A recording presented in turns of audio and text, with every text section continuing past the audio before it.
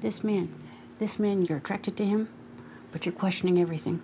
Be patient with this man, for he does have a lot of growing up to do, but his heart is good. Don't know that there really ever was intentionality as a husband. Okay.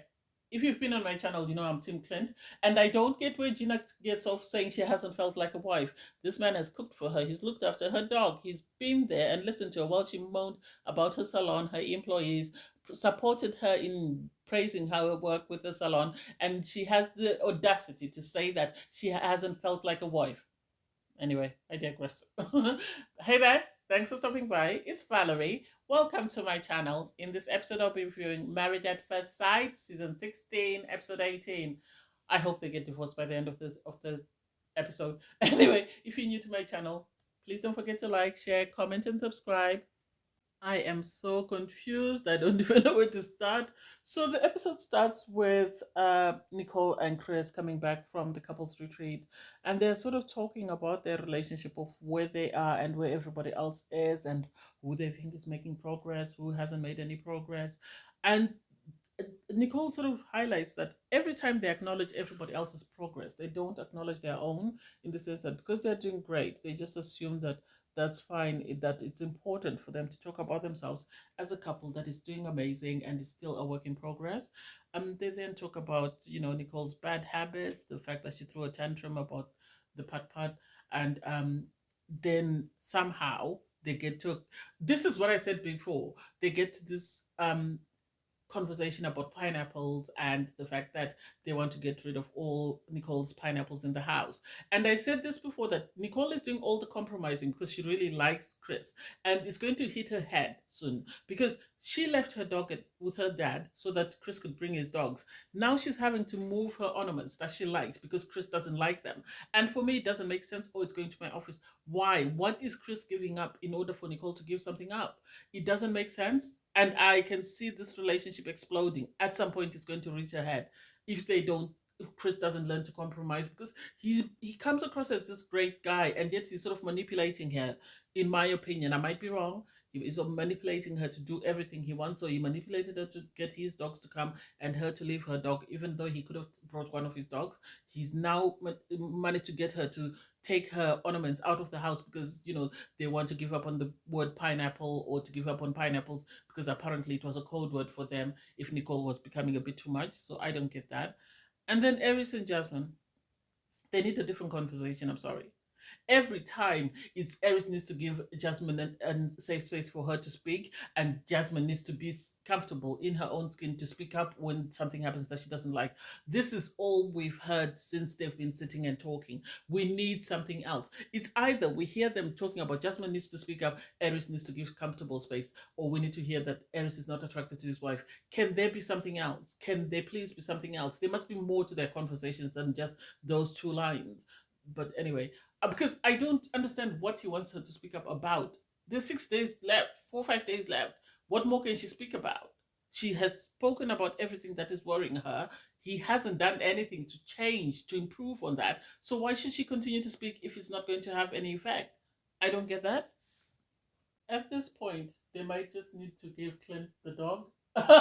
They might just need to give Clint Hank, and then just, you know, tell Gina to pack her bags and go home, because he seems to have a better connection with Hank than he does with Gina, and it doesn't make sense to me. I still don't get exactly what she doesn't like about Clint, apart from the color of his hair. I really don't get it. I am still pleasantly confused, because he looks after her dog, he cooks for her, he tidies up the place, he is there to support her business. What else is she looking for from this man? I don't get it. And then we have Kirsten meet up with her brother, sort of having a conversation about her relationship with Shaq, and she feels that they're not having intentional conversation. And the brother actually had to ask her, what do you mean intentional conversation? And she gave examples, you know, we're not talking about life after the experiment. And it's like, are you asking him, or do you expect him to just bring it up on his own?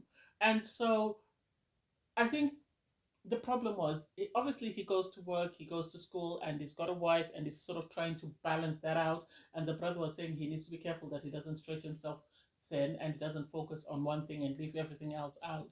Kirsten is saying she's not yet sure about the marriage, whether she's going to say yes or no. Kirsten is her own worst enemy, in the sense that she was sort of matched with an amazing partner, but chose to focus on the superficial things before going in any deeper. Now she's trying to go in deep, and Shaq doesn't want to go in deep because he's thinking, why should I waste my time when you told me you're not attracted to me? You told me everything you hate about me. So why should I waste my time getting to know you when we're both going to say no on decision day? And sadly, she should have gone in, tried to go below the surface, found out everything she could about this guy, and then if she didn't like it, she could have said, okay, I don't like it. But still, at least she'd have got to know him as a person instead of focusing on his physical appearance.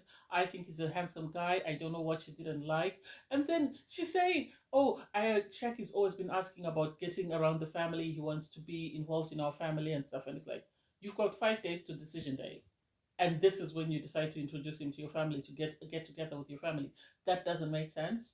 And the get together is just with her brother and her mother, because nobody else is going to be there. And then she talks about bringing him to her dad, and it's like, you've been married for 7 weeks. Why didn't you take him round? I know 7 weeks goes by quick because they still have to go to work and everything else.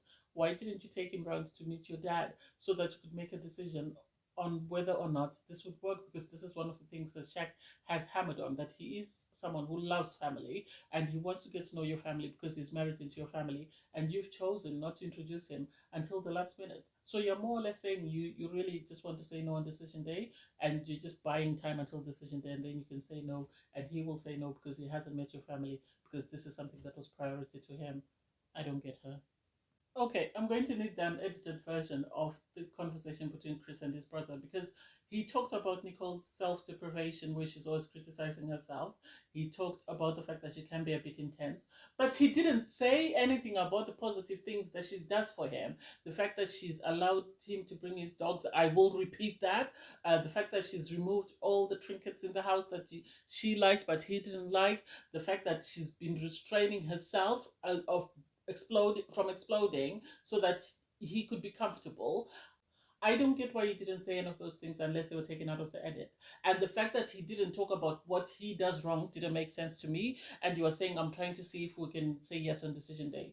I don't know why they even took them to that, vintage car warehouse for some reason. I think that conversation was not necessary. I think they just needed a scene for Chris with someone, and so they brought his brother. Do I think they're going to say no on decision day? No, I think they're going to be a yes. So, hey, it is what it is. And then Clint, I really feel sorry for Clint. I was feeling sorry for Mac, but now I feel sorry for Clint, because I think Clint is the one who was done wrong the season, in the sense that he was matched with someone who couldn't get over her ego. This is the same thing as Morgan, who couldn't get over the fact that Ben said she didn't have a nursing degree. And now Gina's upset about the fact that Clint said she wasn't sporty. And because of that, she's dragged this man throughout the whole season for no apparent reason. And then to have Mac there sit and say, oh, Gina and I are both entrepreneurs, we're very laid back, we're not clubby people, what does that mean? And then sit down with Clint and say, oh, I'm trying to put myself out there, I want to, explore new relationships, my marriage didn't work, so I'm willing to. And it's like, why are you even on the show? Why? Clint doesn't deserve this. Clint does not deserve you lusting after his wife. Neither does he deserve you pretending to be his friend, yet you're busy lusting after his wife. I don't get why. Clint, I think, is trying to be optimistic, but I don't see any hope for that relationship. I wish he could just move on and try and, find somebody else. I know he is 40. He will find his person. At some point, he will find his person, but I don't think Gina is the person for him.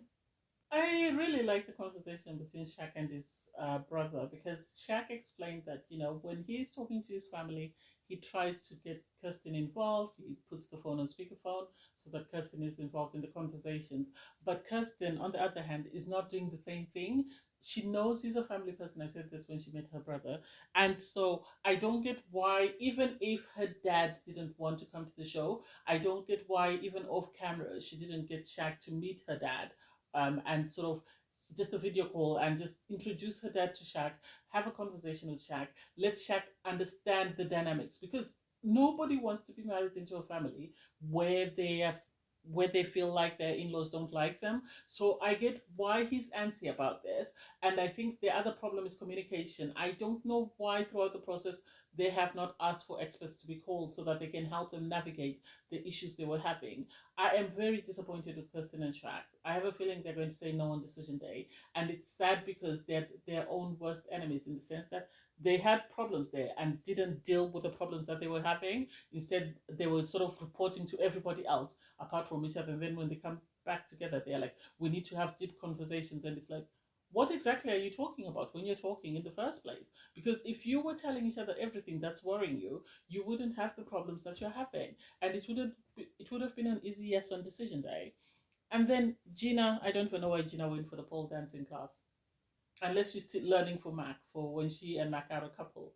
So Gina and Jasmine went for a pole dancing class, and then Eris showed up, and he was, oh, I've never seen her in this light. She's very attractive. She's very this. She's very that. And it's like, if you wanted to see her dance, she is a cheerleader, as you said.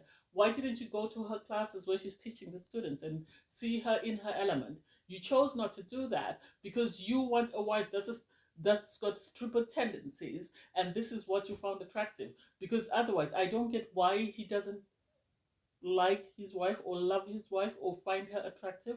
Because Jasmine is stunning.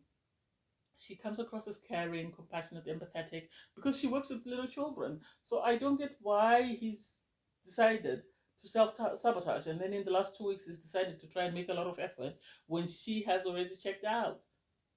That's his own fault. Okay, I think Shaq told the producers that he's going to say no on decision day. Or I think Shaq told someone, and someone told Kirsten that Shaq is going to say no on decision day, and so she's running around trying to fix the things. I think she took for granted, and she just assumed he would say yes on decision day, because she gets home, Shaq is busy making breakfast for supper, and so she tells him that, I've invited my mom and my brother to come over and visit us and see how we're doing. And he is right to say it's been 7 weeks. We haven't seen anyone. Why is it they're coming now? What has changed? And she said, oh, well, it's scheduling. Everybody works and blah, blah, blah.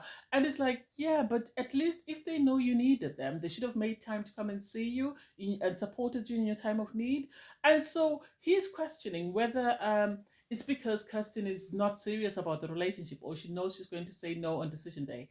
I personally don't get why she didn't invite her family earlier. I think she should have invited the lady who was very supportive of them and was Team Shaq and kept giving Shaq advice, because that would have made Shaq feel like he was being accepted into the family, because he was questioning, is it me that they don't like, or is it because you are telling them you're not serious about this marriage, that's why they're not coming in?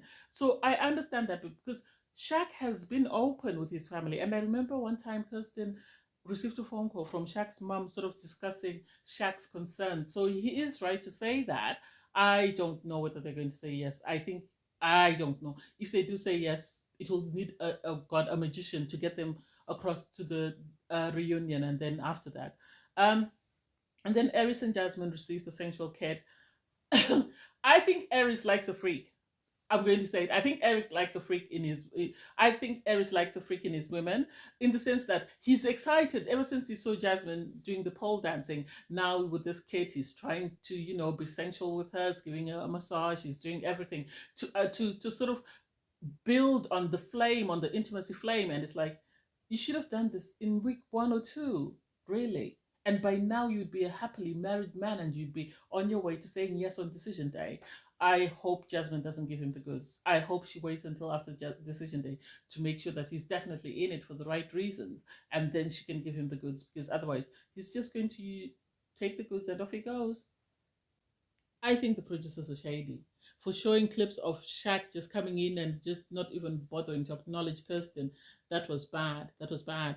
Given how they've been making it seem like Kirsten is the problem, I think that was bad. Really bad. I don't know how that will play out when Shaq sees that. Seeing Nicole's conversation with her dad, I think this is what Shaq meant, because Nicole said, oh, I apologize for taking your time. And he said, no, my time is your time. Anytime you need me, call me and I'll come. And I think this is what Shaq was trying to say, that at least your family should be supporting you, because this is only an 8-week process, and they should support you so that they get to know me, so that when we get to decision day, at least they have an idea of who I am, and they have built a relationship with me, and I'm able to see what life after the experiment looks like. So I like the fact that Nicole's dad was there to support his daughter. He listened to everything she said. He told her he thought Chris was amazing. He thought Chris wasn't a serial killer. So those were two good things. I think he was comparing him to some of the guys that Nicole has dated, and he saw a lot of positives. But he said, at the end of the day, I'm not going to make your decision for you. You have to make your own decision. I, as your dad, am here to support you in whatever you choose to do. But at the end of the day, the decision lies with you, which I really loved. And then I don't know why Gina had to take Clint to get his hair done. Were they just looking for something to fill the space? Were the producers just looking for something to film? It was nice that he came out looking. He looked more or less the same because they didn't do anything to his beard. It's just they trimmed his hair. I wish they had done something, even trimmed his beard just a little bit. Anyway, it makes him look good for the next lady he's going to date, because Gina was saying, oh, maybe this is what I need to be attracted to him. And it's like, why are you wasting our time? Why are you wasting our time? Just tell this man you don't love him and move on. And then we have Kirsten and Shaq getting dressed to go to church. And it was cute to see that they both sort of wore this royal blue. They were matching. If one thing about Kirsten and Shaq, they're always going to look good. It doesn't matter whatever chaos is going on between them, they're always going to look amazing, regardless of everything else. I think Shaq and Kirsten, I don't know really, but I don't know what they talk about. I'm going to repeat this in their conversations, because in church they were talking about, religion needs to be at the center of our union, and we need to continue to pray. Even if we don't want to come to church, we need to come to church because this is a safe haven for us, and it should always be a safe haven.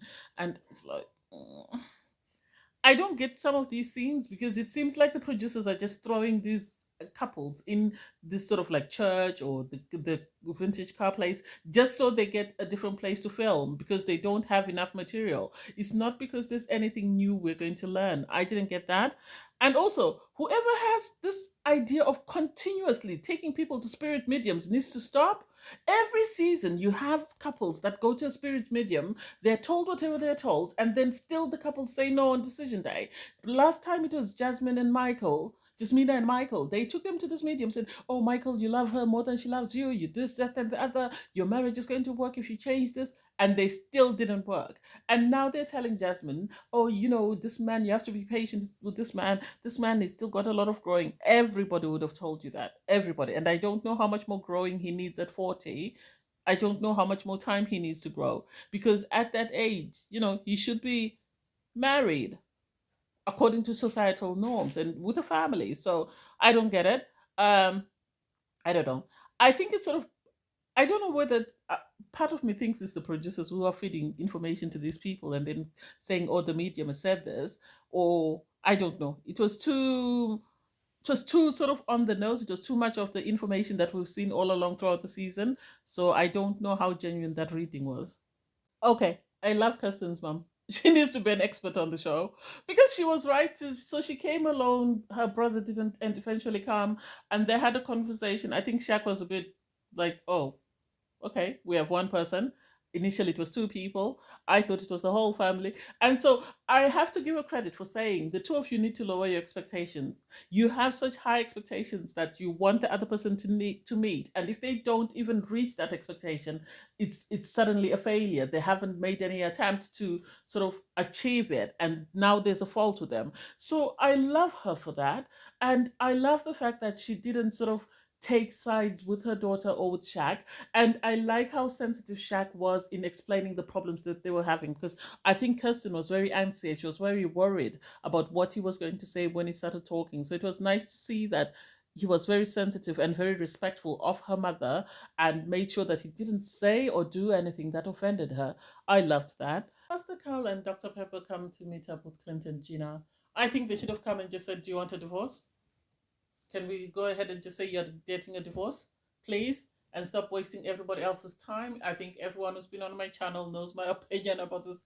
Anyway, so they're having a conversation, and Gina says, oh, I don't feel like Clint has done anything to make me feel like a wife. And Clint is like, he's taken her dog out. We've just seen in this episode. He's cooked her dinners. He's gone to her business to support her. He's sat there and listened to her moan about one of her employees, and yet she hasn't felt like a wife. Oh, while you're cooking, you would have done the same for everybody else. I don't like how crass you can be. I don't like this. And it's like, This woman checked out the moment Clint told her she wasn't active or sporty like his type. And that's it. Everything else she's saying, I am not buying. It's just an excuse for her to find a reason why she doesn't want Clint.